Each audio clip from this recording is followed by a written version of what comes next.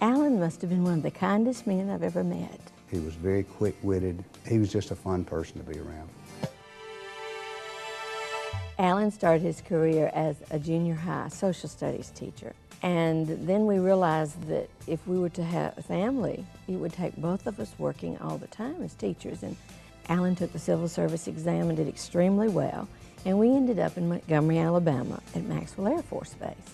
I was a minister of music in the Methodist church system. And I met a young lady named Lynda Striepe and her husband Alan. Alan was a state employee and Lynda was a school teacher, and she also was a fantastic keyboard artist. After I began my insurance business, we became very involved in doing long-term care insurance for educators.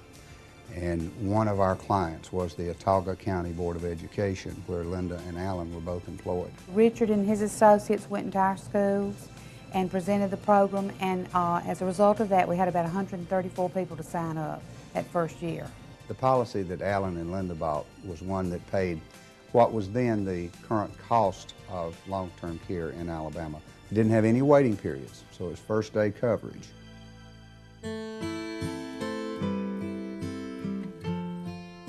I first started noticing that Alan had a problem when I would ask him to go upstairs and get something for me. And he would get to the top of the stairs and he'd say, "What was it you wanted?" Well, at first, you know, I thought this was just a husband thing about selective memory, and I accused him of it. And finally one day he said, "No, Lynda," he said, "I really can't remember." He must have been about 54 years old, and he was just too young to forget something 2 minutes later. Within a very short period of time, Alan developed what the doctors referred to initially as galloping Alzheimer's.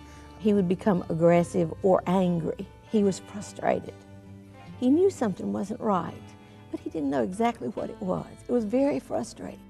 There were weeks of anger, and I would deal with that. The deterioration was such that in May of one school year he was teaching school, and in September of that same year he had to have a full-time caregiver in his home. And he was placed in a nursing home. And after a fairly brief period of time, some few months, 6 or 7, he passed away.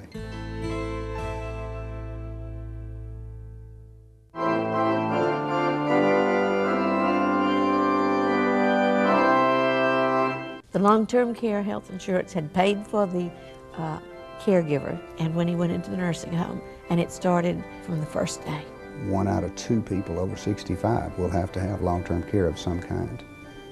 It's now 1 out of 4 under age 65 will have some type of long-term care.